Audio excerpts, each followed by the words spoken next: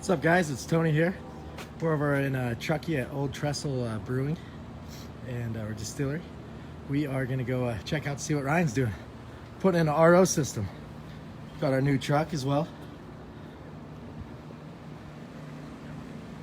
Let's go check it. Check out the goods.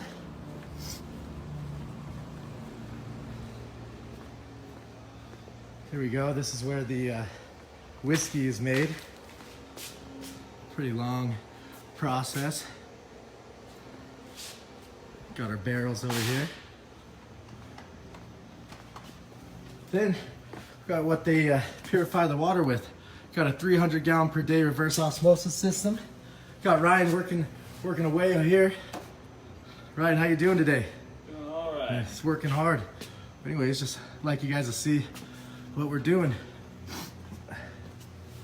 So remember, if you ever see this logo on a bottle of whiskey, Pure Water Systems purified it. Have a good one, guys.